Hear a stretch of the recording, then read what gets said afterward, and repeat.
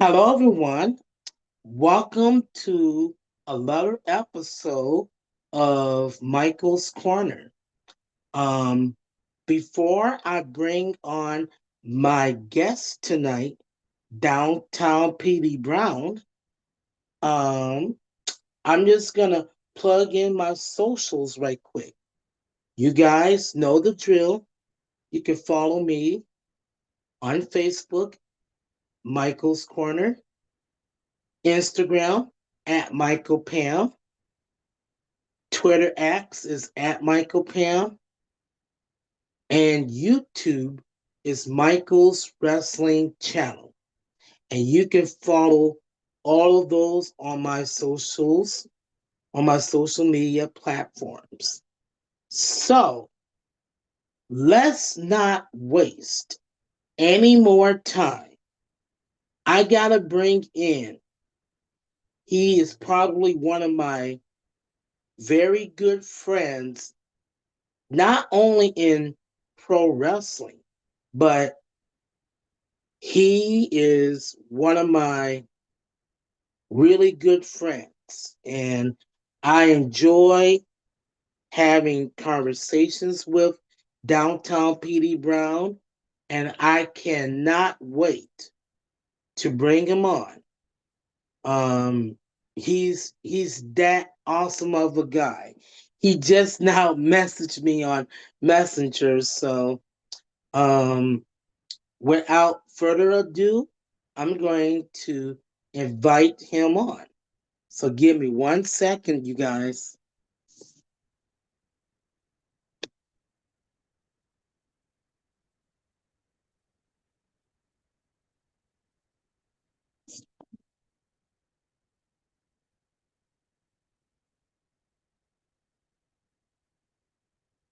Hi, Hey man, how's it going?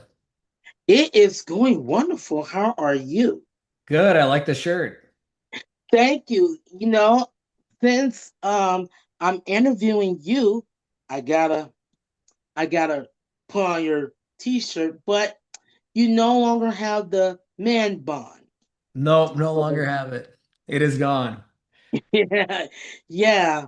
So if you see me looking over my shoulder, I have all my notes, so I Okay, won't no problem. forget. So let's just start out the bat. We gotta talk about our long history of our friendship, how we first met. So how we first met was I can actually tell it. I remember. Okay, just so you yeah, know how much like our friendship has meant to me because you are one of my favorite people. I see you out in the crowd. I always appreciate it because I know you're gonna rile the fans up. One thing I like mhm, about you is that you give people permission to cheer or boo. Like usually you start a lot of cheers or boos. Sometimes first time wrestling fans are shy.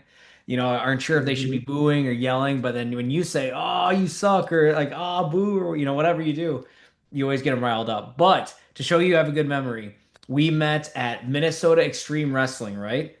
Right. And it was in Rice Lake, Wisconsin. Yes. And I faced Zach Neo. Yes. Yep. And remember, I interviewed you that night. Yep. Remember? Yeah. I remember interviewing you.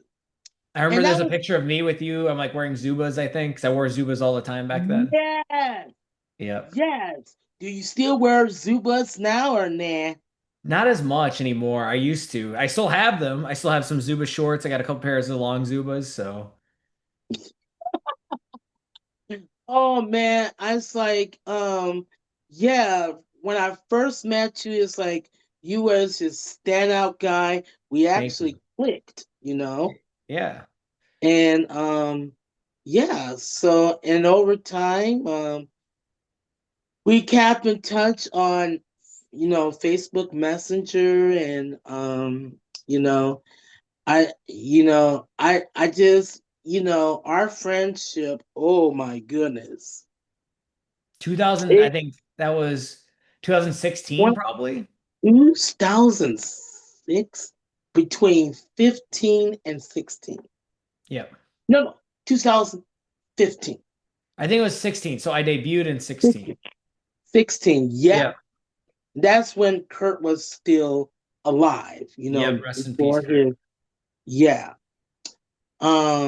So man, it's like we just got this friendship that, but I know Eric Lockhart for 14 years, That's a and long I time. known you almost let's just say a good 10, 12 years. Yeah, pretty close to 10 years. Yep.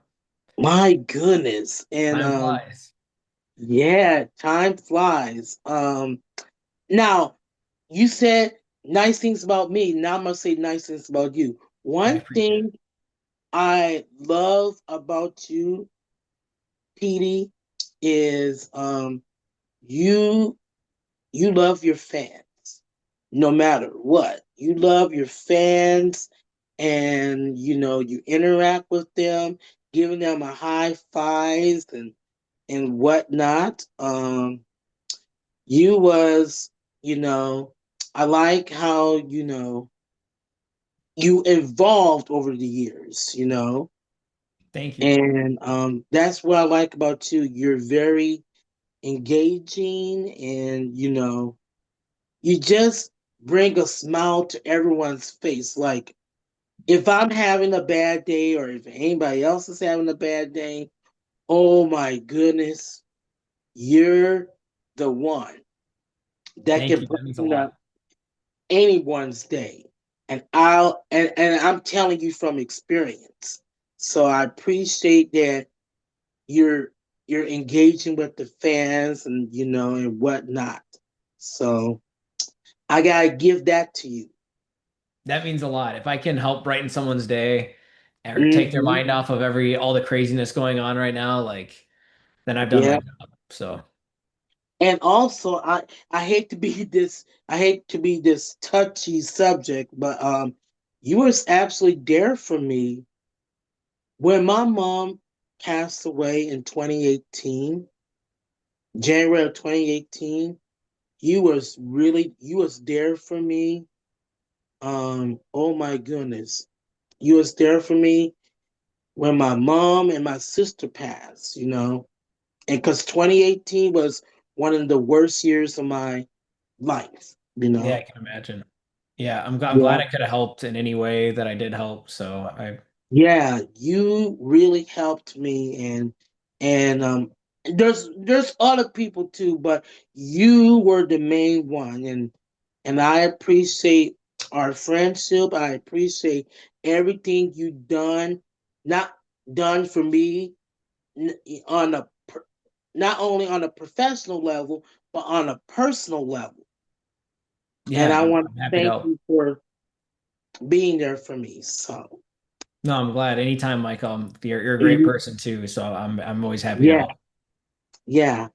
So, the next topic is, how did you get your start in pro wrestling? I know I said this before in previous interviews that we did, but you know how technology is, and And just but new we want people. to, and we Yeah. got new people coming. So, can you tell my new fan base on how you got your start in pro wrestling? Absolutely. So if you take one thing from the story is that anybody can be a pro wrestler. It takes a lot of hard work and it should take a lot of hard work. It's a dangerous sport. It's very hard on your body, but if you have a dream and you're willing to put into work and you're willing to go through pain and suffering and put to giving a lot of time, you can do it too. So to start my journey, I started watching wrestling really late. My friend in middle school got me into wrestling through wrestling video games. So I thought it was so cool that you could create yourself on a video game. I was like, oh, cool, I can make myself look like me and choose the moves and fight against these people. And he's like, well, you should actually watch wrestling too, because then you'll know who you're fighting against. I'm like, oh, that's a good idea. And he's like, maybe you might pick up some moves you want to add to your character. The game was, I think it was like WrestleMania 18 on the GameCube. That was like the first one. Shout out Chase Lapan. He's the one who got me into wrestling. So I was just a huge fan since then. I started, right before was right after WrestleMania 20, so it was like in the summer between 20 and 21. So I got to see the rise of Cena and Batista, so that was some really cool times. Randy Orton being the legend killer, so I was hooked. Wanted to just do wrestling right out of high school. I did some college, some not college wrestling, high school wrestling. My last 2 years of high school was not the same as professional wrestling. And come from a small town, Cannon Falls, but they are amazing at wrestling. They're like a wrestling school. So these kids have been wrestling since they were 4 or 5 as mat rats. I was getting my butt kicked. It's tough. Amateur wrestling, I know some amateur wrestlers have a beef with pro wrestling, and I don't want to take anything away from amateur wrestling. It is tough, and it takes a lot of commitment, making weights, pretty much, yeah, going one on one with another person, using all your strength and strategy. It's tough. So definitely want to give respect to that, but it just wasn't for me. I did cross country to get in shape, weightlifted, all that kind of stuff. But my parents wanted me to go to college first, which I respect. Glad I got my degree. And towards my last year of college, I was like, hey, I really want to, do this wrestling thing. So I, reach out to podcasts for advice. I remember reaching out to Terry Fox and Mick Karch for advice on how to get into the wrestling business. And about a year or two after college, I joined Primetime Wrestling School. They were just starting a brand new school. I went to one of their events. They had this really cool event in uptown Minneapolis where they would be in a parking lot and you could watch it from the parking ramp. It was a free show. It was really cool. My first show had like Arya Davari, Tommaso Ciampa on it. It was awesome. I got to see Mitch Paradise, Billy Blaze, who ended up being one of my teachers. So it was really cool. So I started to help them out at shows and then got trained by them. So I started with Sterling Bond. We were the only two students to start. So we were kind of like wrestling brothers there because we started our wrestling journeys together, even though he's close to 10 years younger than me. We were both born on July 12th, fun fact. So we both share the same birthday too. So it must have been meant to be that we both started at the same time. So I got trained by Billy Blaze, Greg, who McDonald, who owned Primetime, and Eddie Sharkey would come in about once or twice a week. He would sit on a lawn chair, give us tips, tricks, whatever, because he's one of the most legendary trainers here in the Midwest. Helped train the Road Warriors, countless others that came through Minnesota. So it's cool to have his guidance as well. Later guys came on like Giant Griffin, shout out Giant Griffin, Tomahawk Kid, Nick Barber, Nikki Heat, Lore was there too. If I'm missing anybody, I'm sorry. Trevor was there too. He doesn't wrestle anymore, but shout out Trevor. So I learned from all those guys. They brought in some guys like Super Thunder Frog, Craven Knight to help. Darren Corbin came in, I think, a couple times. They had some guest trainers like Eric Rowan from WWE. Jerry Lynn came in, I think, one time. Ace Steel now with AEW. And then the kind of things ran its course. I debuted in 2016, so I started probably debuted too soon, but I started in August of 2015, debuted January, the end of January 2016. So I'm coming up on 10 years this next late January. So that's pretty crazy. Think how much flew by. But then after that, once the academy opened, when it was Ken Anderson, Sean Navari, Eric Cannon, Molly Holly, it was like a true all-star cast of trainers who've seen it all. I joined them and trained there for a little bit. Fortunately, that was around the same time I injured my ribs, where I got flipped over, landed on the pole, and broke 3 ribs. So that started the injuries. So that was not fun. And Yeah, I kept on getting injured going to training. So I would just do training sporadically and then train before events, things like that.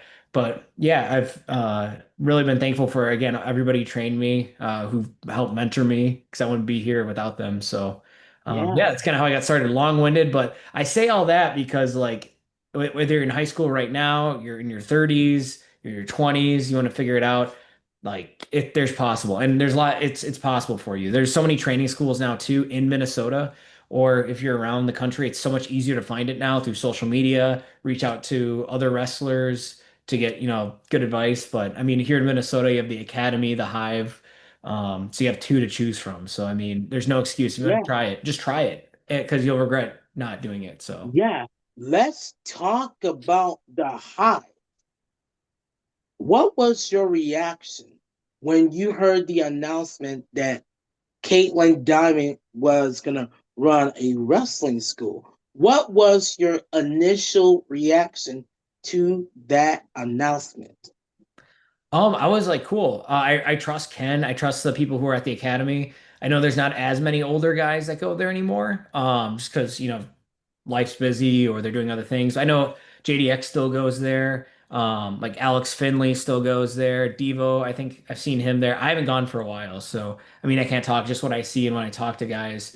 There's still a lot of good. I mean Riley Jackson still shows up. Like I know when Darius Martin was in town, he would show up too. So there's still a lot of good mentors there too, and I know Ken helps out as well. And some of the younger guys are starting to be really good mentors to the new students. I think just with everything, competition's great to have more than one. Maybe someone has visited the academy and was like, maybe I don't like the vibe, or it just, I want more hands-on training or something like that. Maybe the Hive can provide that, or maybe someone goes to the Hive and they're like, I just don't like the vibe. So, but now it's great because now it's like you don't have to choose just McDonald's. Not calling them either fast food things, but you can choose Coke or Pepsi, McDonald's, Burger King. Like it's always good to have two choices because then you can evaluate which one's best for you. So I think Minnesota's Mhm. lucky to have two training schools. When I started, I think it was just prime time. I think Terry Fox was training kind of some people. He was kind of like in Mhm. between camps because I think he shut down a camp before I started. And I think what was the other one that was going on? I think Ian Xavier trained some people, but that was just before shows. So it was only like once or twice a month. So I wanted something more. Like I was doing it because when I was training 3 to 4 times a week to start. So. Mhm. Yeah. Wow. Amazing story. But no, Wow. congratulations, Caitlin, for starting it. I wish you guys all the best. Ken, I haven't talked to him in a sec, but I'm glad he got to come out in TNA. That's awesome. They gave him a really cool moment with his family, and I wish the Academy all the best. Again, like the more people trained, the better the shows are going to be, the better the talent's going to be. So I'm, happy because then I wrestle people who are better in the ring. So it makes me better. It Mhm. makes me more excited to wrestle them rather than wrestling someone who I'm like, this person could like seriously hurt me, not in like a fighting way, but hurt me in like a they're not professional or sloppy way. Mhm. Let's talk about that TNA, that 2-day TNA live event in Minneapolis. Yeah. So let's talk about that for a bit. What was your reaction to, being, you know, that TNA was in town? What was your initial reaction? And I want you to, I was, cheering, screaming, heckling. So, what was your initial reaction to the all the action and whatnot? I mean, it was a fun time. I was thinking about trying to like submit my name because I know some of my friends were able to get tryout matches or at least security. Unfortunately, I bought tickets like when it happened because my father-in-law and I like to go to wrestling shows together. Super blessed to have a father-in-law who loves wrestling too. So I already bought tickets and I was like, oh, I'll just kind of just hang out with him. So we were able to go the first night on Thursday night. It was really fun. It was really long because they filmed two shows, so it was definitely got your money's worth and definitely wasn't Mhm. as expensive as like a WWE or going to like a major concert, like if you're seeing The Weeknd or Taylor Swift or something like that. But Yeah. yeah, it was a really good time. I saw you, I could hear you in the crowd. I was like, "Yep, there's Michael," because you were, I think, like on the corner where I was sitting. So even in Yeah. TNA, you can make an impact. No, pun intended, I guess Yeah. pun intended, TNA impact. The one gripe I would say about the TNA thing is that they played the theme song over and over and over again. This constructive criticism. I love TNA. Would love to work for TNA someday, even if it was for social media or for whatever. Just don't play your theme song so much. It was just like the "It is my destiny," something, something. But it was just like that was like the running joke. So whenever they play it, we were like, oh, if you play any song, you can play your favorite song, if you play it over and over and over again, you're just like, oh my gosh. It's killer. How Yeah. was your time at TNA, Michael? My time in TNA was fantastic. I Good. went for both nights and Yep. I had such a great time. Good. So after the shows, there was this meet and greet. And I went and I got to meet the Elegance brand, you know. Nice. So Ash by Elegance came up, when I met her, she flat out said to me, I can hear you all the way over at ringside in the ring. Yes. Mm-hmm. You definitely know how to work a crowd. Yes, I do. Lucky I didn't lose my voice, but Yeah, 2 days in a row. I also saw you got a high five from Mike Santana too in the crowd, so that was pretty cool. yeah, yeah. Let's talk about that. I got a high five by Mike Santana.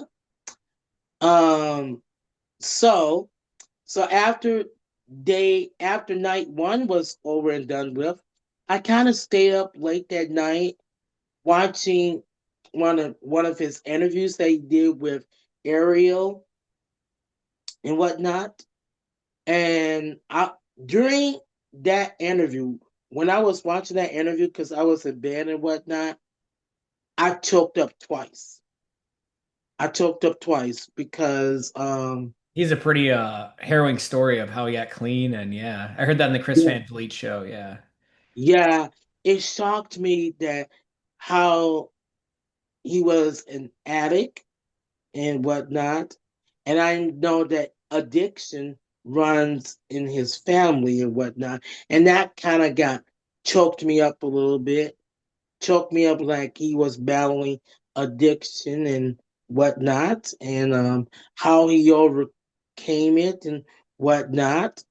And then it was that TNA meet and greet night two when I met him, and I flat out said, before I make any posts on social media, I want to tell you face to face. Watching that interview with Ariel, um, I got choked up twice. I had no idea he was battling addiction, and I didn't know that addiction runs in his family. So I told him that, and he's like, "Thank you for coming up to me and telling me this." And he good. signed my autograph and took a photo with me, and that was it. That was it. And then It after just that, shows you can make it through anything. You just gotta be perseverant, have good people around you, and want to mhm. change. Yep. And then um, and then I went on Twitter and I posted the photo that I took with Mike Santana, and I told everyone what I told him, and he responded back to me, and I Nice. said, "Oh my goodness, he's such a busy guy," and he responded back, and that was heart, that was that was a moment. It was a feel good Good. moment. Good. So I'm happy to hear that. yeah, so oh my goodness, we got emotional already. Um, so my my next question is let's talk about, and some people don't know about this, but you battled so many injuries during your wrestling career. I have. And can you tell the audience what was your worst injury that you ever had to face, and how did you overcome that injury? Because you had two setbacks. Yeah, that'd be a break in my ankle. I took a flip wrong, landed on my ankle, and the bone shifted out. So that did not feel great. So I was in recovery. I think it happened June 1st of 2018. And I came back later in January of 2019. So it took about 6 months or a little over 6 months to rehab it, which I think that's even pretty fast to get back from completely shattering your ankle. On top of that, Mhm. too, I got infected around September or July. So I had surgery later in June, then had plates put into my ankle, and then July I had to take antibiotics. I was getting like fevers and ankle pain, stuff like that. So I got infected with MRSA, which is a really dangerous Oh my God. infection, I which you can, remember you telling me that. yeah, MRSA, you do not want to get that, my man. no, That's some serious shit. Excuse my language, but no, yeah. it's scary. That was probably the closest I've ever been to death. It was kind of a cool story on like the day before my birthday. That night, that day and night, I felt like sick. It was terrible. I called the doctor. Like, if your fever gets over 102, you should come to the hospital immediately. It was like at 101, and I was feeling awful. My ankle hurt so bad. I was taking, ibuprofen, some antibiotics, things like that. And then, crazy enough, I was able to fall asleep, and then my fever broke, and which means it's good. So fever came down. And it was like at midnight, and it was my birthday. I was like, hey, what a birthday gift. I felt better. And I think the antibiotics worked after that. So it was like kind of a nice birthday gift. And then I had to have surgery to get the pins out and all the, brackets that were holding my ankle together. But they were fine because they hit bones healed up by that point. And then for a month, I had to get a PICC line to my heart. So I had like an injectable thing or like a line that was right into I think it was I can't remember if it was right or left, probably left because I'm right-handed, where Mhm. I need antibiotics like 2 times a day for like I'd have a bag there at my desk where I was working for like an hour a day. I'd have to have the antibiotic drip in me for a whole month.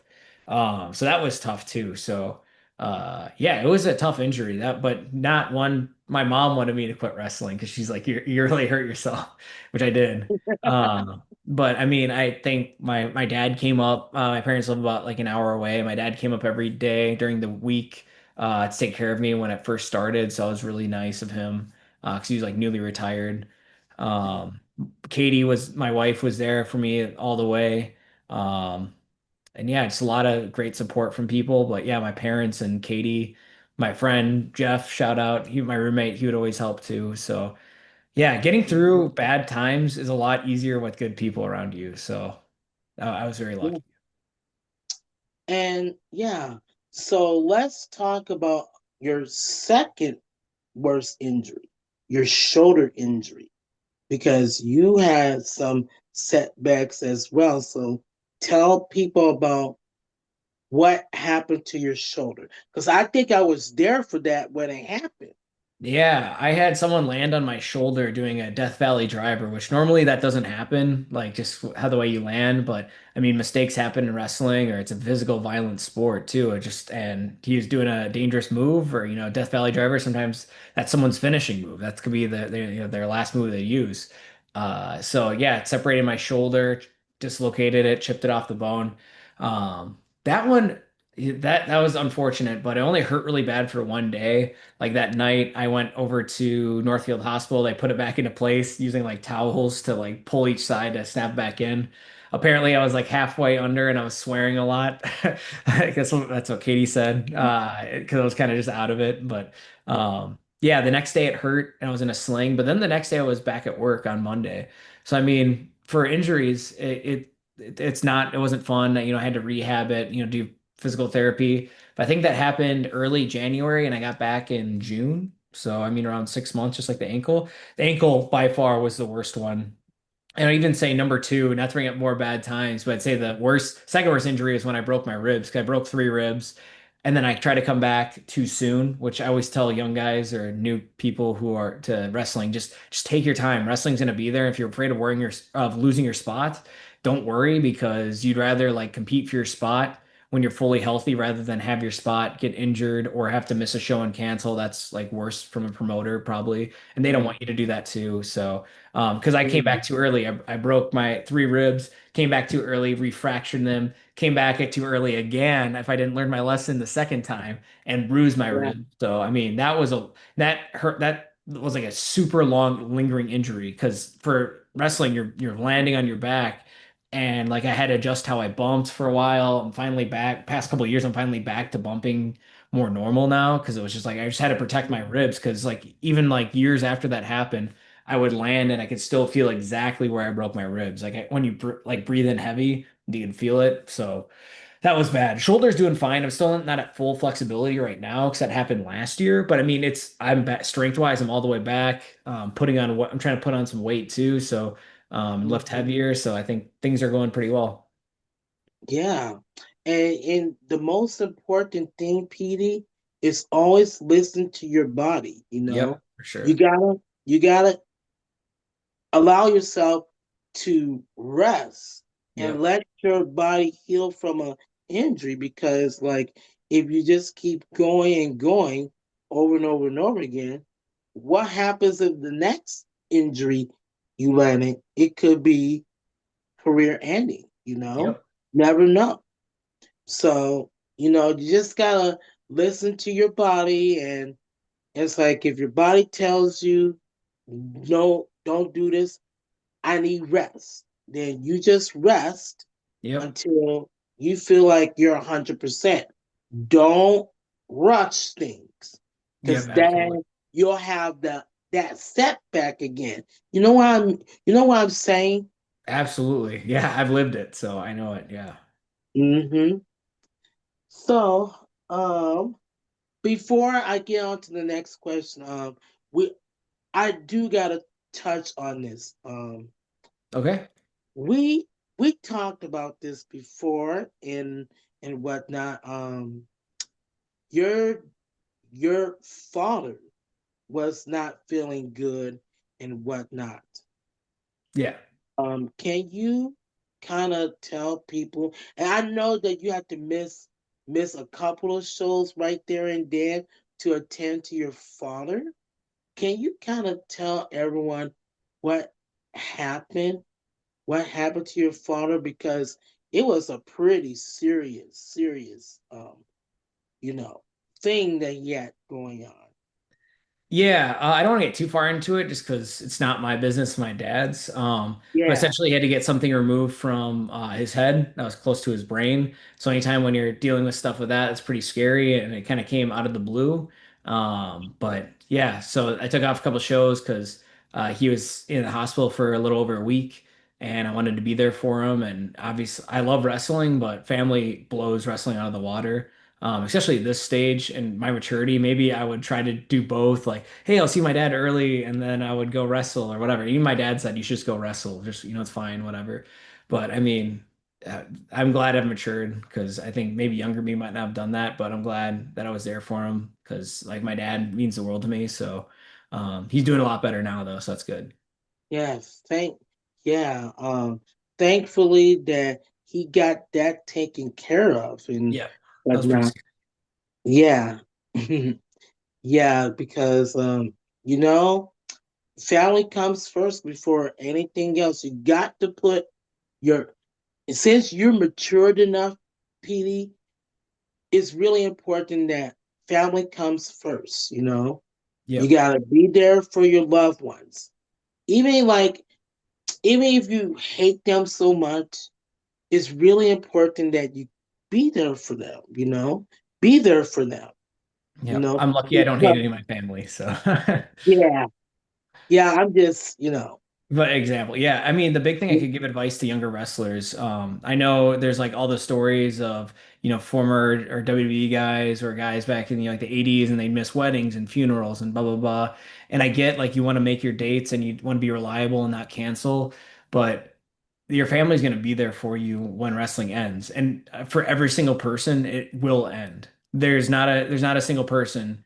Maybe Ric Flair still tries to wrestle every once in a while, but wrestling but if you're lucky, you'll outlive wrestling, and you should outlive wrestling. There should be a time in your life where you still have wrestling, and hopefully your family's still there for you. And I know they'll still be there even if you miss a bunch of events, but you should try to prioritize them too. And that's something that I'm better at, and something I'm still working on too. So, but advice yeah. that I wish I would have took more to heart earlier on in my career.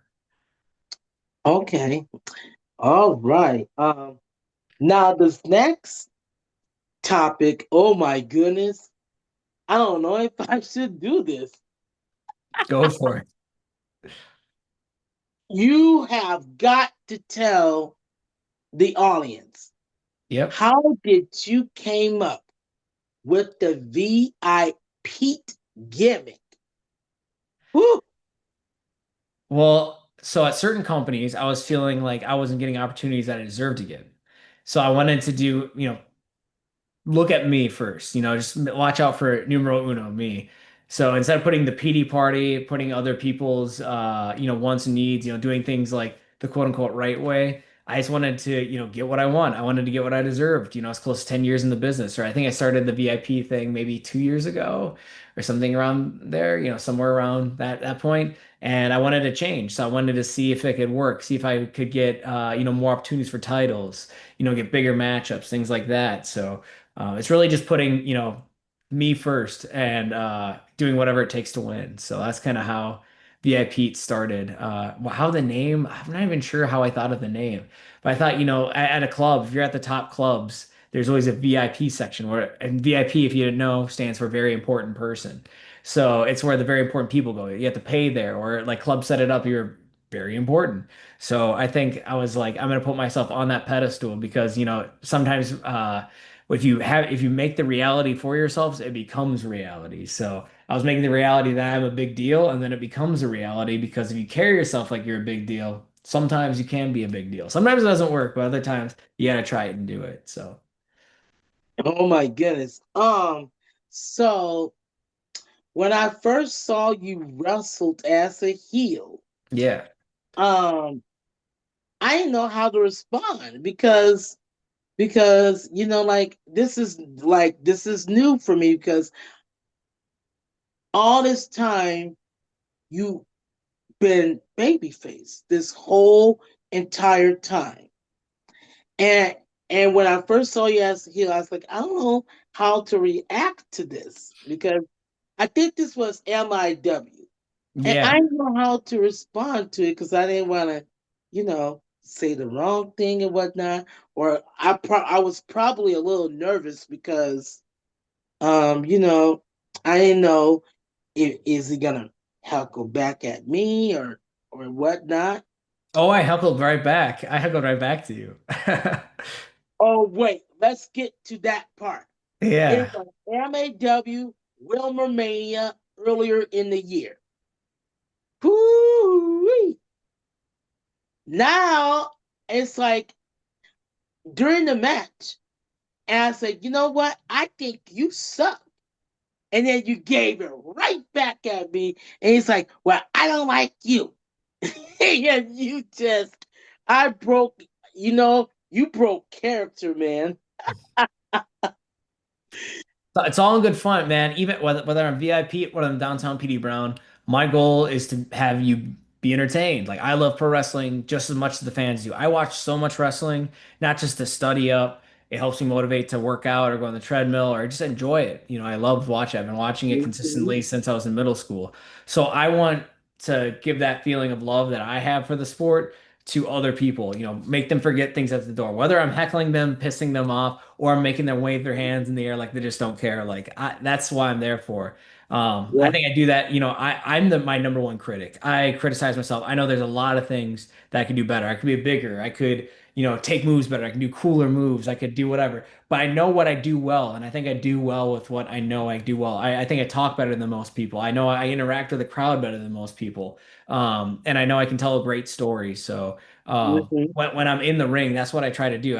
Silence anything out. And guess what? When I am in my zone doing my thing, I'm not thinking about any stress. I'm not thinking about what I have to do for work the next week. I'm not thinking about if I left my laundry on, or I'm not thinking about any worry, stretches, or anything. And my goal, I love that for me, but my goal is to share that, get in the flow state, get in the zone, share the love of wrestling with other people so they can leave all that stuff at the door. If I can do that, for me, it feels great because I get amazing adrenaline rush and it's just awesome. I love to be in the ring. But if I can do that for other people, like then that's what my purpose in life is. That's what I love to do. So Mhm. And you know something? I think I brought this up before. I think, I mean, like, I never seen you that aggressive in the ring. I think this was at Wrestling Gone Wild. I can't remember what year that was. I think I have the DVD of that oh, that was event. me and Johnny Parks, I think. Yeah, it was you versus Johnny Parks. I think it was, I think it was, but anyhow, I thought during the match, you got so aggressive. I I think was we were like, fighting for a oh my, title too, so maybe that's why. that is like, this downtown Petey Brown, aggressive. I never seen him this aggressive. Yeah, sometimes it bring it out of me. So You should bring that back, my man, because, woo, I'm telling you, you as a different person than, you know. And you got the man bun at the time, so Yep. Got the man. I don't know if I'll ever grow it back. I think I'm good. Just so keep my yeah, hair. you look great just the way you are.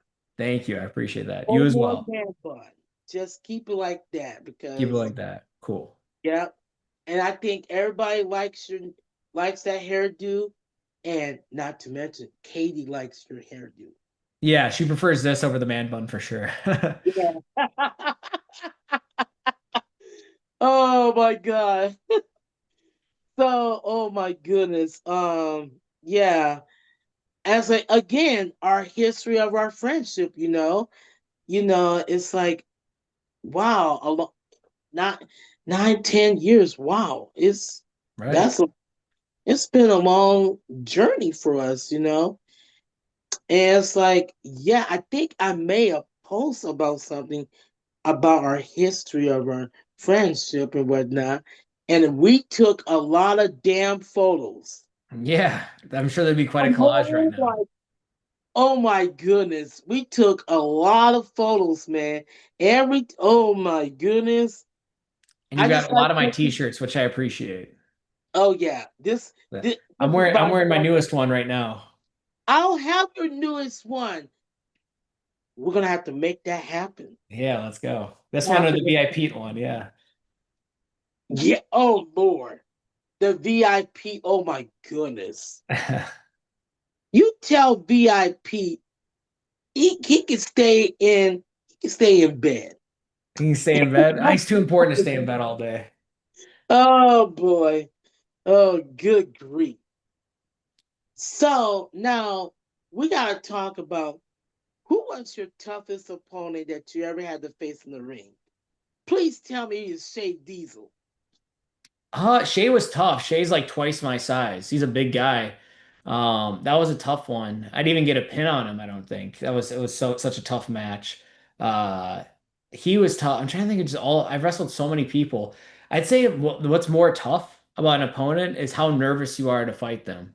So let's say it's a big opportunity or a big crowd, maybe you're more nervous to fight them. Because when you get in the ring, it's just you just got to do what you got to do. You know, it doesn't matter if they're your same size or bigger. It's just a different strategy of how you take them down. So, I mean, I've faced very big people. I've been power bombed by Mitch Paradise. I've been choke slammed by Stonehenge or Heavy Metal Lore. I've been, get speared by many people like Darren Corbin or, I faced some really good people in the ring. You know, some of my favorite. I could give you maybe a better way to give you the question is some of my favorite people who I've wrestled. They're some of my favorite people who I think bring out the best in me. Love him or hate him, Nick Nelson. He's such a hateable guy because he's just such a He's just such a pompous jerk. I he was gonna say that Yeah. Nick Nelson. I'm gonna tell you. I'm sorry, you guys. Nick Nelson. He brings out the best in me every time I go to wrestling shows. This guy, I gotta tell you, oh, he is such a great heel. He is. I mean, but he's also Every gets time. results. He gets results. He's been multiple time AWF champion, TV champion at AWF. He gets results. He knows how to win. He might do it dirty, but he's always fun to tussle it up with. It's always fun to make him make him look like an ass. So Yeah, yeah, that Nick Nelson. Every time I see him, I was like, he always comes to me. It's like, I better not hear nothing from you because I just about have enough of you. I said, well, you're gonna be hearing a whole lot of me. And I was like, but that Nick Nelson, on a serious note, he is a great performer. And remember, he's old school. he is. He Yep.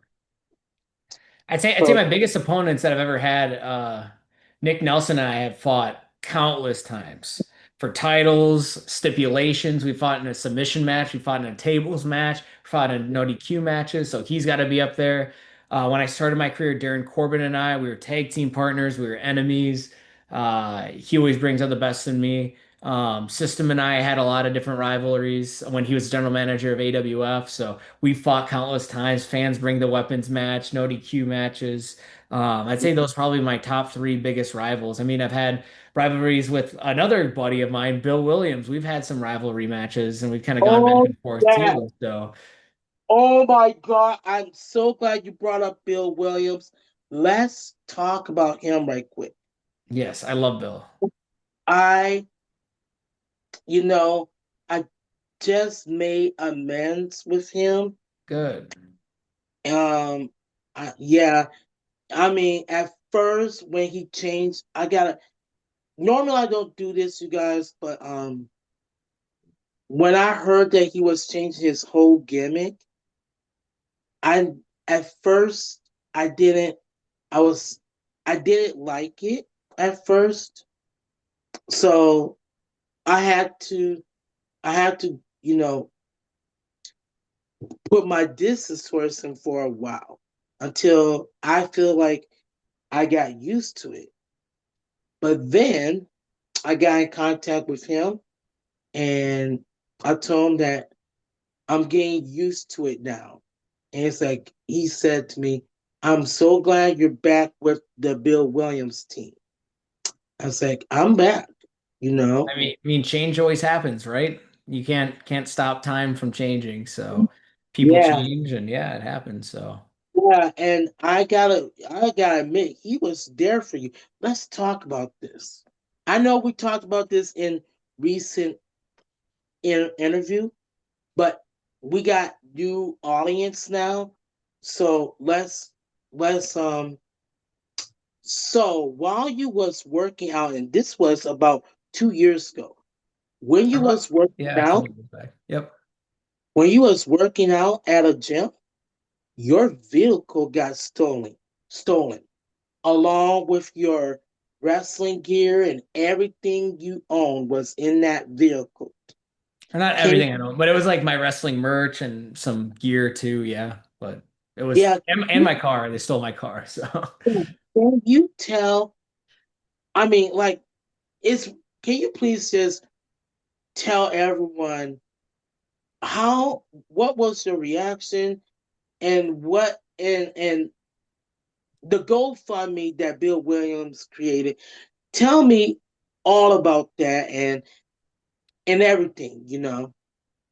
yeah, I mean, I don't think I needed a GoFundMe, but the gesture was really nice because it showed people like had my back when something like unfortunate happened to me.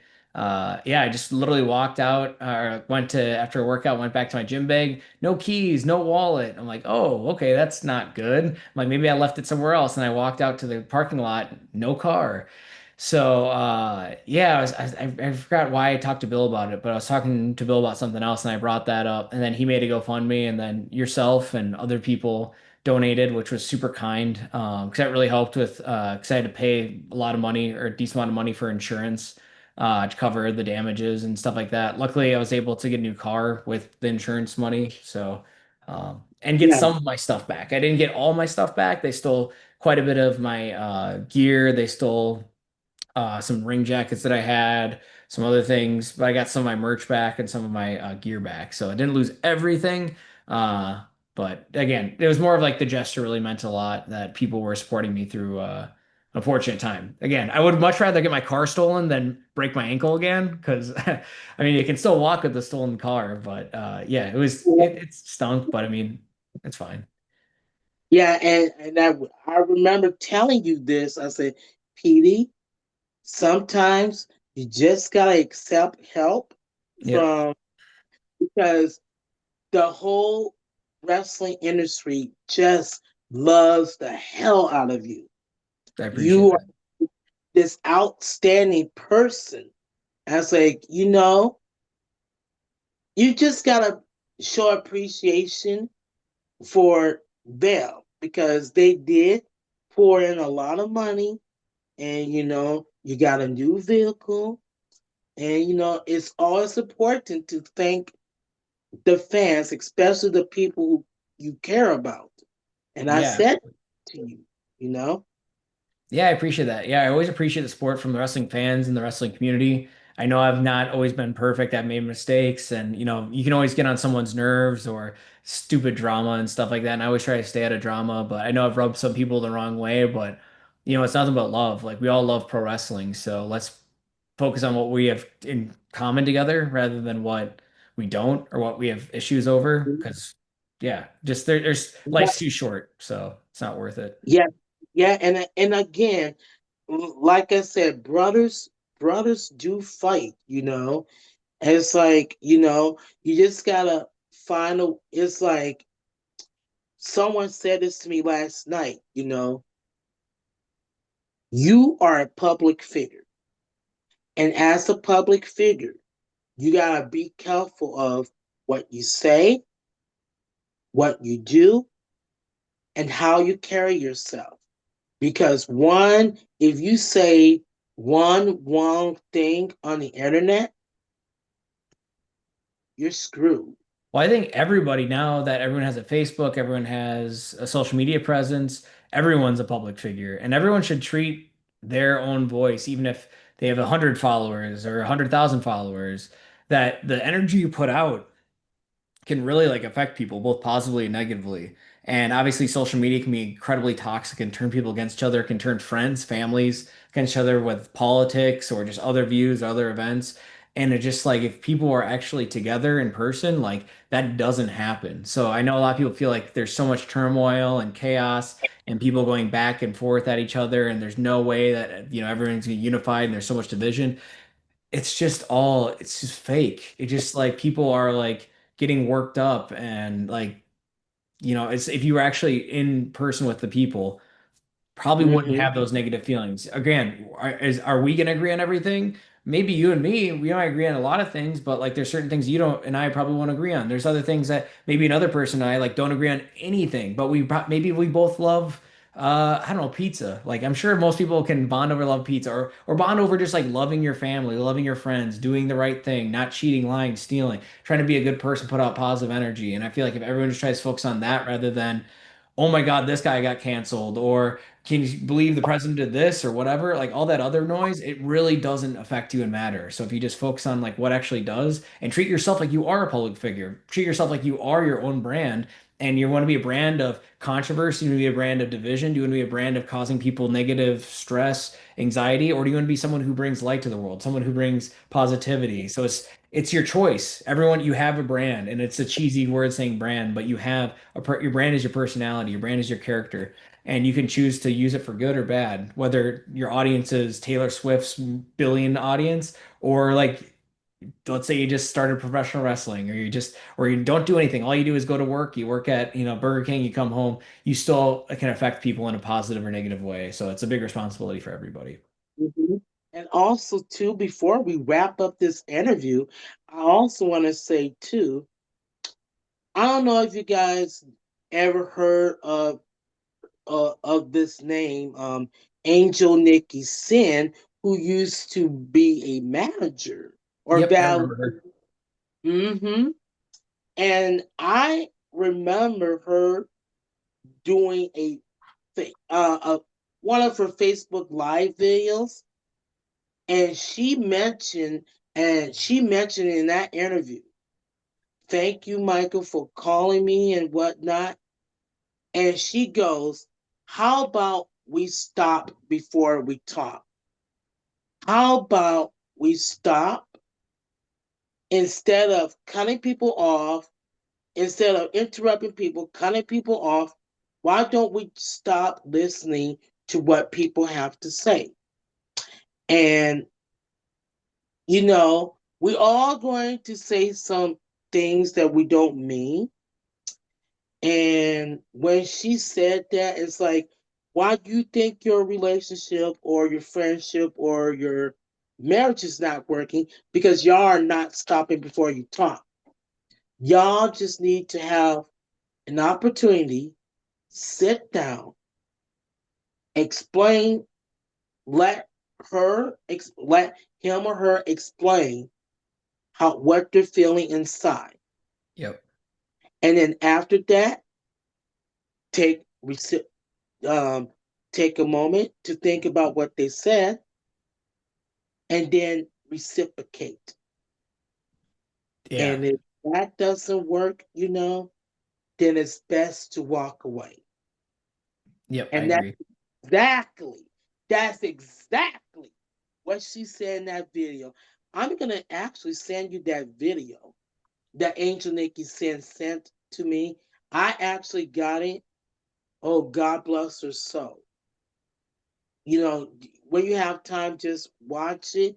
But oh my goodness, when she said that, I was like, oh my God, this is, you know, this is how it's supposed to be done. Because if you guys continue to argue and fight and cutting people off, people can actually get shot and killed over this. Just Yeah, for stupid stuff like that. stupid shit like that. Excuse my French, but That didn't sound like but French at all. but yeah. So so just you know just go with the flow. That's what my former supervisor always says. I'm not going to mention her name, but that's what my former supervisor at work always said.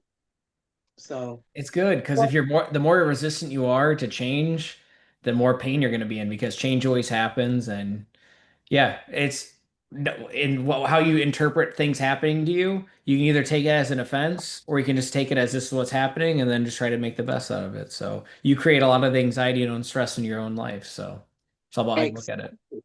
exactly, because if you keep making the same mistakes over and over and over again, you're going to get the same results. Yep, That's what absolutely. that's what people needs to understand and realize.